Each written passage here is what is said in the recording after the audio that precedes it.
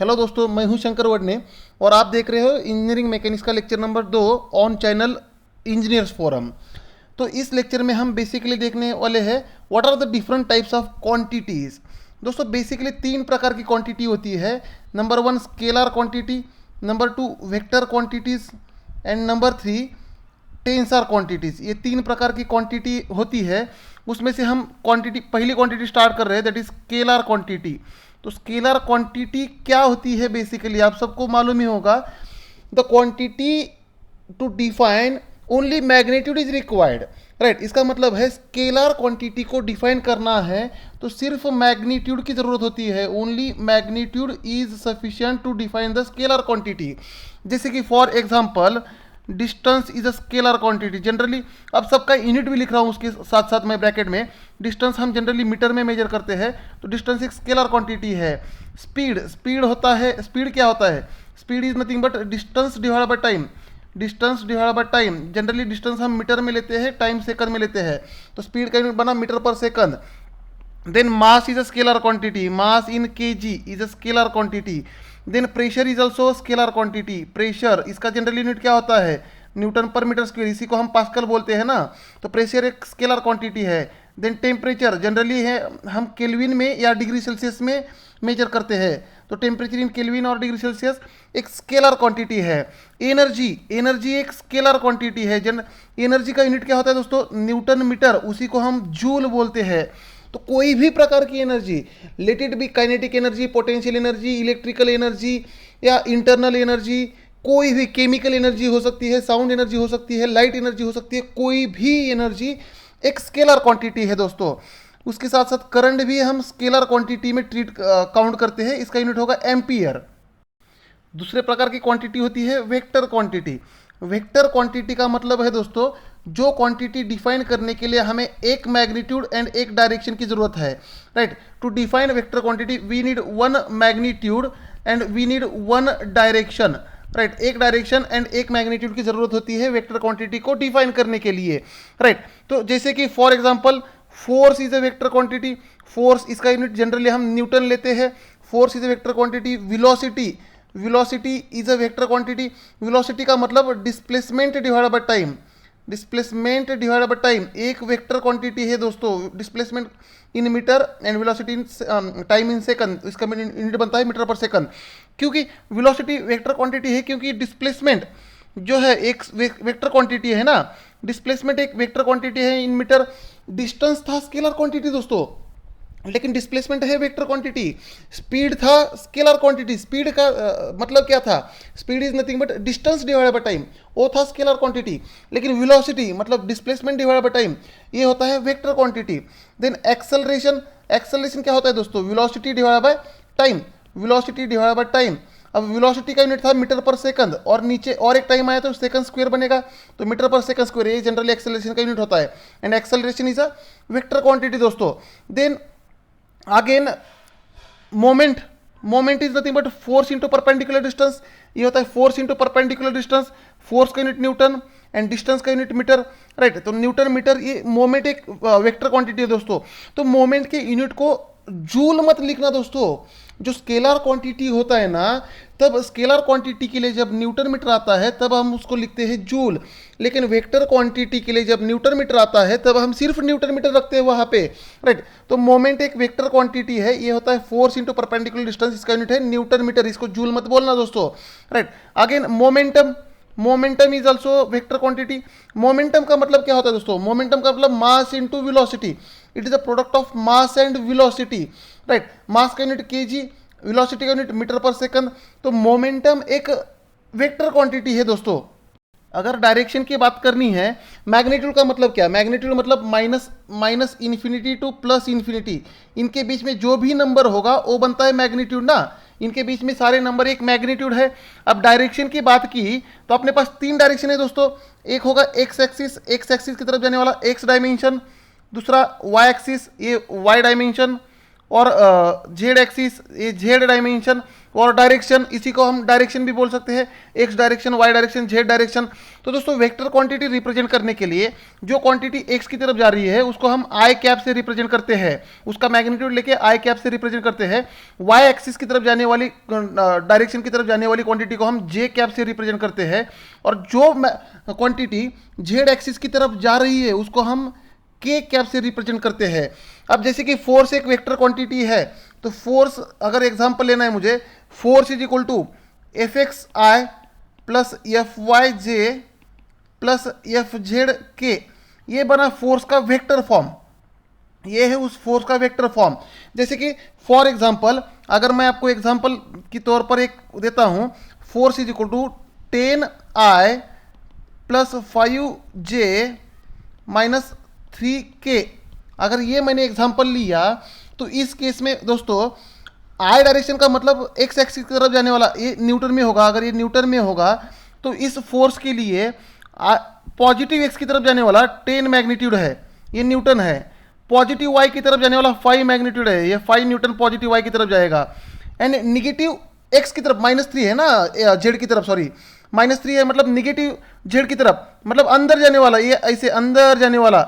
तो ये जो है इन एक दूसरे को परपेंडिकुलर रहेंगे ना, तो ये 3 न्यूटन है। अंदर जाने वाला मतलब निगेटिव जेड की तरफ जाने वाला, राइट। अब अगर इसका मैग्नीट्यूड निकालना है, किसी भी वेक्टर क्वांटिटी का अगर मैग्नीट्यूड निकालना है, मैग्नीट्यूड ऑफ फोर्स, राइट, तो हम करते हैं under root of F X square plus F Y square plus under root of F Z square. Under root में F X square plus F Y square plus F Z square आता है। तो यहाँ पे मैग्नीट्यूड ऑफ फोर्स क्या बनेगा दोस्तों, जो मैंने आपको क्वांटिटी दे रखी थी उसका मैग्नीट्यूड क्या बनेगा, under root of 10 square plus 5 square plus -3 का स्क्वेयर, या अंडर रूट में ये न्यूटन में बन जाता है फोर्स। इतना मैग्नीट्यूड का फोर्स है। एंड आई जे के उसके डायरेक्शंस है, मतलब ये टोटल मैग्नीट्यूड बना। तो आई की तरफ जाने वाला मैग्नीट्यूड 10 है, जे की तरफ जाने वाला मैग्नीट्यूड 5 है, के की तरफ जाने वाला मैग्नीट्यूड 3 है, राइट। 3 निगेटिव क्यों लिखा है वहां पे दोस्तों, तो डायरेक्शन होते हैं ना। अब जैसे हम एक्स वाई एक्सिस लेते हैं, एक्स के लिए राइट साइड को जाने वाला पॉजिटिव मानते हैं हम, लेफ्ट साइड को जाने वाला निगेटिव मानते हैं। वाई एक्सिस में अपवर्ड जाने वाला पॉजिटिव मानते हैं, डाउनवर्ड जाने वाला निगेटिव मानते हैं। वैसे जेड एक्सिस के लिए आपकी तरफ आने वाला पॉजिटिव मानते हैं हम, आपसे दूर जाने वाला निगेटिव मानते हैं हम। वैसे ये डायरेक्ट यहाँ पे माइनस प्लस का यही खेल है सिर्फ। तीसरे प्रकार की क्वांटिटी होती है टेंसर क्वांटिटी। तो दोस्तों टेंसर क्वांटिटी का मतलब होता है जो क्वांटिटी डिफाइन करने के लिए हमें magnitude, direction and the plane on which the quantity is acting, ये 3 पैरामीटर डिफाइन करने की जरूरत होती है, उनको हम बोलते हैं टेंसर क्वांटिटी। मतलब टेंसर क्वांटिटी डिफाइन करने के लिए हमें चाहिए होता है मैग्नीट्यूड, हमें उसके साथ चाहिए होता है डायरेक्शन, एंड हमें जिस प्लेन पे वो क्वांटिटी एक्ट हो रही है उस प्लेन को भी बताना होता है। प्लेन को ही हम फेस भी बोल सकते हैं, the face on which it is acting. अभी प्लेन मतलब 2 डायमेंशन ना, प्लेन का मतलब 2 डायमेंशन होते हैं। तो प्लेन को हम एरिया भी बोल सकते हैं, फेस भी बोल सकते हैं, या एरिया भी बोल सकते हैं, या प्लेन भी बोल सकते हैं, राइट। और एक इसकी डेफिनेशन आती है, टेंसर क्वांटिटी की पहली डेफिनेशन बताई थी मैंने। टेंसर क्वांटिटी डिफाइन करने के लिए हमें जरूरत होती है मैग्नीट्यूड की, डायरेक्शन की एंड प्लेन की। और हम बोल सकते हैं टेंसर क्वांटिटी डिफाइन करने के लिए हमें चाहिए होते हैं many magnitude and many direction, ऐसे भी बोल सकते हो इसको। The quantity for tensor quantity to be defined we need many magnitude and many direction. जैसे कि फॉर एग्जांपल है टेंसर क्वांटिटी में स्ट्रेस एक टेंसर क्वांटिटी है। स्ट्रेस का यूनिट होता है Newton per metre square, force divide by area होता है ना, ये resisting force divide by area. Then strain is nothing but change in length divide by original length, एक टेंसर क्वांटिटी है, ये यूनिटलेस होती है। एरिया मोमेंट ऑफ इनर्शिया दोस्तों, एरिया मोमेंट ऑफ इनर्शिया जो सॉम में आप यूज करते हो, तो एरिया मोमेंट ऑफ इनर्शिया इसका मीटर पावर 4, ये भी एक टेंसर क्वांटिटी है, इसको हम लेटर आई से रिप्रेजेंट करते हैं। तो देखो दोस्तों टेंसर क्वांटिटी में मैग्नीट्यूड तो हमें मालूम है, मैग्नीट्यूड का मतलब क्या, -∞ टू +∞, कोई भी नंबर होगा इनमें से कोई भी नंबर होगा तो होता है मैग्नीट्यूड। अब डायरेक्शन भी मालूम है हमें, डायरेक्शन हमारे पास होता है x direction, y direction and z direction, ये 3 डायरेक्शन है ना। तो ये 3 डायरेक्शन हमें मालूम है। अब प्लेन के बारे में थोड़ा सा बात करते हैं दोस्तों। प्लेन का मतलब फेस, इसी को हम बोल सकते हैं फेस, या इसी को हम बोल सकते हैं एरिया, जिस एरिया पे एक्ट हो रहा है, राइट। अब एक 3D कंपोनेंट लेके मैं आपको प्लेन बताने की कोशिश कर रहा हूं दोस्तों। तो यहाँ पे अगर मैंने एक ब्लॉक ले लिया, ये 3 डायमेंशनल अगर मैं ब्लॉक देखता हूँ, तो इस ब्लॉक के लिए एक्सिस कौन सी मिलेगी, इसको 3 डायमेंशन रहेंगे ना।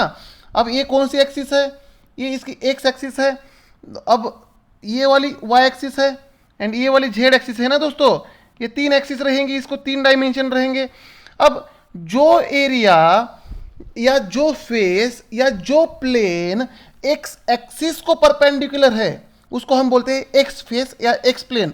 तो देखो दोस्तों, एक्स एक्सिस को जो फेस परपेंडिकुलर है, देखो ये वाला फेस परपेंडिकुलर है कि नहीं, जो मैं हैचिंग कर रहा हूं, ये वाला फेस या ये वाला प्लेन ये एक्स एक्सिस को परपेंडिकुलर है कि नहीं, तो इसी को हम बोलेंगे एक्स फेस या एक्स प्लेन या area perpendicular to x axis, right. जो एरिया वाई एक्सिस को परपेंडिकुलर रहेगा उसको हम बोलते हैं वाई प्लेन या वाई फेस। तो देखो दोस्तों, वाई एक्सिस को परपेंडिकुलर एरिया ये वाला है, हैचिंग में दिखा रहा हूं मैं यहाँ पे, ये वाला एरिया जो टॉप का एरिया है ये वाई एक्सिस को परपेंडिकुलर है ना, तो इसको हम वाई फेस बोलेंगे या वाई प्लेन भी बोल सकते हैं, इसी को हम वाई प्लेन भी बोल सकते हो, या the area which is perpendicular to y axis. Again z axis को जो एरिया परपेंडिकुलर है या प्लेन परपेंडिकुलर है जो आपके सामने है उसको हम जेड प्लेन भी बोल सकते हैं।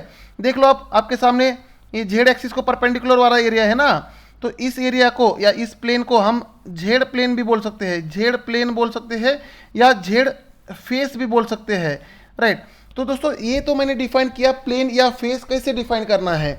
जिस एक्सिस को कोई भी एरिया परपेंडिकुलर होगा उस एरिया को नाम देना है उसी एक्सिस का, या उस फेस को या उस प्लेन को नाम देना है उसी ही एक्सिस का, राइट।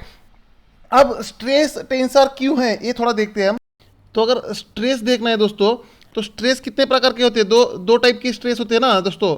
स्ट्रेस एक नॉर्मल भी हो सकता है या शियर भी हो सकता है, कि एरिया पे डिपेंड होता है।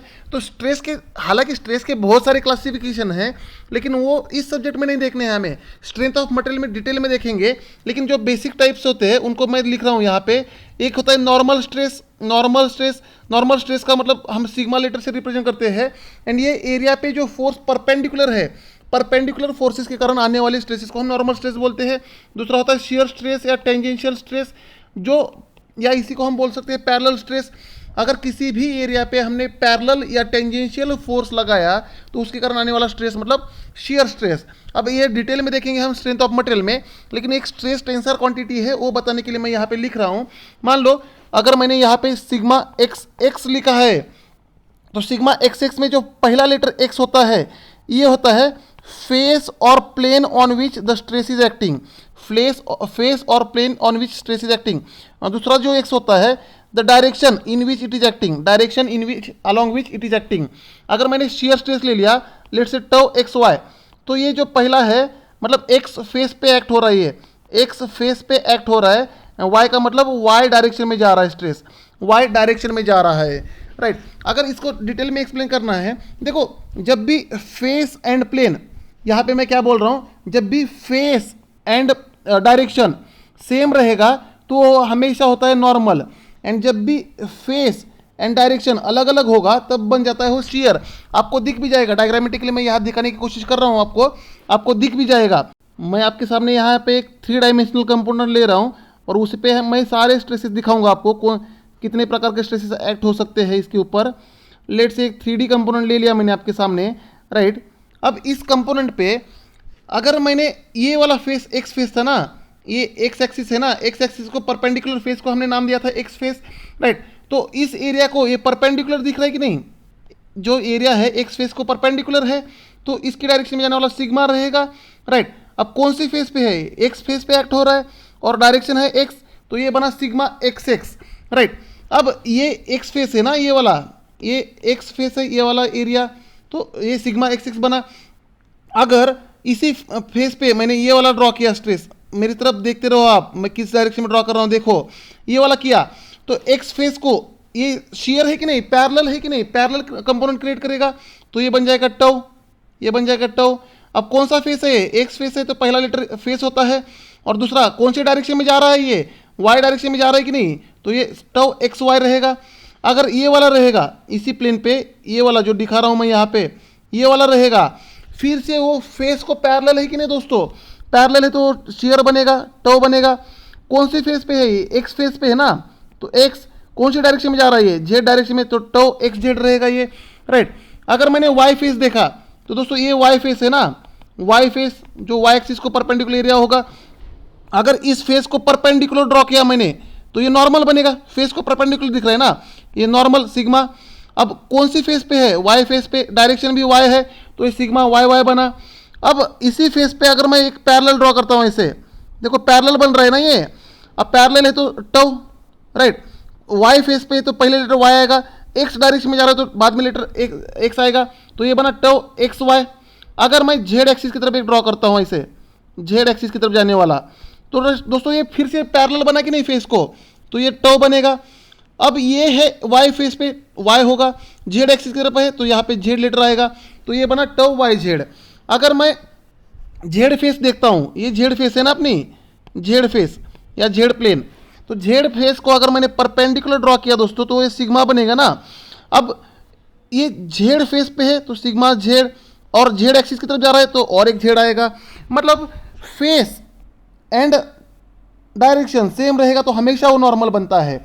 अभी जेड फेस पे और एक कंपोनेंट दिखा रहा हूँ मैं दोस्तों, देखो ये अपवर्ड जाने वाला। अब जेड फेस को आपको पैरेलल दिख रहा होगा ना ये, तो ये टव बना। अब जेड फेस पे है, वाई डायरेक्शन में है, फिर से एक दिखा रहा हूँ, देखो ये फिर से एक पैरेलल बना जेड फेस पे, तो ये टव बना। जेड फेस पे तो पहला लेटर जेड आएगा, एक्स डायरेक्शन में दूसरा लेटर एक्स आएगा, टव जेड एक्स आएगा वो कंपोनेंट। एंड ये जो भी स्ट्रेस, ये कोई भी टेंसर क्वांटिटी हो वो हम मैट्रिक्स फॉर्म में लिखते हैं।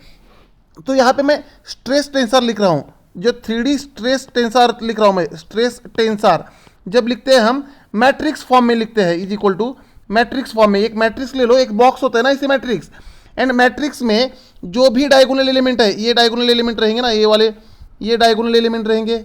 जो भी डायगोनल एलिमेंट्स है वो होते हैं normal stresses, end of diagonal element हम लिखते हैं शेयर स्ट्रेसेस। तो पहले जो रो आएगा, पहला रो जो आएगा वहाँ पे हमें लिखना है एक्स फेस के सारे स्ट्रेसेस, दूसरी रो में हमें वाई फेसिस के स्ट्रेसेस लिखने हैं, एंड तीसरी रो में हमें जेड फेसिस के स्ट्रेसेस लिखने हैं। तो पहला रो देखते हैं, डायगोनल एलिमेंट आएगा normal sigma X X, off diagonal यहाँ पे tau X Y and tau X Z shear stresses आएंगे। दूसरा रो वाई फेस को देखना है, वाई फेस पे पहला अब शेयर लिखना है ना, टव वाई एक्स, उसके बाद normal tau Y sigma Y Y, and बाद में tau Y Z. Then third row में जेड फेस लिखनी है आपको। जेड फेस में जो ऑफ डायगोनल एलिमेंट आएगा वहाँ पे शेयर लिखना है, डायगोनल एलिमेंट में नॉर्मल लिखना है। तो यहाँ पे टव जेड एक्स आएगा पहले, बाद में टव जेड वाई, एंड बाद में सिग्मा जेड जेड। तो ये होता है 3D स्ट्रेस टेंसर। तो देखो ये मैट्रिक्स फॉर्म में लिखते हैं हम, कभी भी टेंसर क्वांटिटी को हम मैट्रिक्स फॉर्म में लिखते हैं। अगर मैं आपको एक क्वेश्चन पूछता हूँ आप दोस्तों, अब आपको फील आ जाएगा, अब ये फटाफट नोट डाउन करो, मैं इसको इरेज करने जा रहा हूँ और इमीडिएट मैं क्वेश्चन पूछूंगा और स्ट्रेस टेंसर क्यों है आपको इमीडिएट फील आ जाएगा। मान लो मैं आपको स्ट्रेस का मैग्नीट्यूड प्रोवाइड करता हूँ, stress is equal to 10 megapascal. अब सिर्फ मैंने मैग्नीट्यूड प्रोवाइड किया ना दोस्तों, अब ये मैग्नीट्यूड देख के मुझे बताओ इन 9 कंपोनेंट में से ये कौन सा कंपोनेंट है। टोटल 9 कंपोनेंट है ना स्ट्रेसेस के 3 डायमेंशन में, तो इन 9 कंपोनेंट में से कौन सा स्ट्रेस है बताओ मुझे। तो सिर्फ 10 मेगापास्कल देख के हम बता नहीं सकते ना दोस्तों, मतलब मैं आपको मैग्नीट्यूड प्रोवाइड किया लेकिन आप आइडेंटिफाई नहीं कर पाए कि ये जो 10 मेगापास्कल दे रखा है इन 9 स्ट्रेसेस में से कौन सा है, हमें पता नहीं चला। अब एक डायरेक्शन देता हूं दोस्तों आपको मैं, प्लस एक्स डायरेक्शन, इन एक्स डायरेक्शन आपको मैं दे रहा हूं 10 मेगापास्कल एक्स डायरेक्शन की तरफ। अगर मैंने आपको डायरेक्शन दिया दोस्तों तो यहाँ पे देखो एक्स एक्सिस की तरफ जाने वाले कितने स्ट्रेसेस है, सिग्मा एक्सिस देखो एक्स एक्सिस की तरफ जा रहा है, टव जेड एक्स देखो दोस्तों, टव जेड एक्स एक्स की तरफ जा रहा है कि नहीं, उसके साथ साथ टव वाई एक्स देखो दोस्तों, टव वाई एक्स भी एक्स एक्सिस की तरफ जा रहा है। मतलब एक्स एक्सिस की तरफ जाने वाले स्ट्रेसेस फिर से 3 मिले आपको। अब इन तीनों में से 10 मेगापास्कल कौन सा है नहीं मालूम। अब मैं आपको प्लेन भी प्रोवाइड करता हूं दोस्तों, on y face, on y face, right. अब आपको फेस प्रोवाइड किया, मतलब इस फेस पे एक्ट होने वाला, वाई फेस पे एक्ट होने वाला, ये वाई फेस है ना दोस्तों, इस पे एक्ट होने वाला। तो क्या है ये पूरा, मैंने आपको मैग्नीट्यूड डायरेक्शन एंड फेस दे रखा है। तो टो वाई फेस पे एक्स डायरेक्शन में टो वाई एक्स है कि नहीं, इक्वल टू 10 मेगापास्कल, मतलब ये जो वैल्यू दे रखी है अब पता चलता है ये टो वाई एक्स है। तो यहाँ पे जो ये वैल्यू होगी टो वाई एक्स, देखो ये वैल्यू होगी, ये दे रखी है ना 10 मेगापास्कल, मतलब मुझे स्ट्रेस को डिफाइन करने के लिए कौन सा कंपोनेंट है, ये डिफाइन करने के लिए मैग्नीट्यूड भी बताना पड़ा, डायरेक्शन भी बताना पड़ा, एंड फेस भी बताना पड़ा, या प्लेन भी बताना पड़ा। इसीलिए इसको हम बोलते हैं टेंसर क्वांटिटी। दोस्तों स्ट्रेस होता क्या है? दोस्तों स्ट्रेस होता है resisting force per unit area, resisting force per unit area. ये स्ट्रेंथ ऑफ मटेरियल में हम डिटेल में देखेंगे। यहाँ पे सिर्फ स्ट्रेस टेंसर में मैंने बताया आपको, एंड प्रेशर स्केलर में बताया ना, इसीलिए मैं ये डिफरेंस थोड़ा सा समझने के लिए बता रहा हूँ। Resisting force divide by area होता है स्ट्रेस, राइट। मतलब किसी भी कंपोनेंट पे, अगर ये कंपोनेंट है, इस कंपोनेंट पे मैंने फोर्स अप्लाई किया, तो इस फोर्स को ये कंपोनेंट रेजिस्टेंस देगा ना। अब ये रेजिस्टेंस के कारण आता है उसमें stress. Stress is resisting divide by resisting force divide by area, right. And pressure क्या होता है दोस्तों? प्रेशर होता है force divide by normal area. किसी भी कंपोनेंट में प्रेशर क्या होता है? ये होता है force divide by normal area.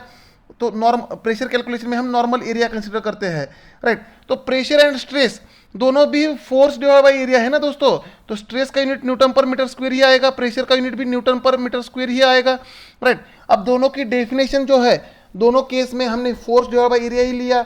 सिर्फ स्ट्रेस की केस में रजिस्टिंग फोर्स लिया, प्रेशर की केस में अप्लाइड फोर्स लिया, स्ट्रेस की केस में जिस एरिया पे एक्ट होगा फोर्स उस एरिया को लिया, एंड प्रेशर की केस में हमेशा नॉर्मल एरिया लिया, राइट। लेकिन दोनों का यूनिट तो सेम होगा ना।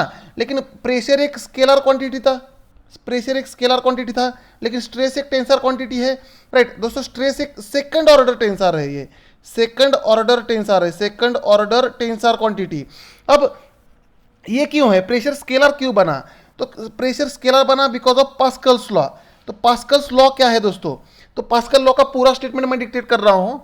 For a static fluid at a point, pressure in all direction is same and compressive. मतलब इस लॉ को इलाबोरेट करने की कोशिश कर रहा हूं मैं। लेट से मैं एक स्टैटिक फ्लूइड लेता हूं।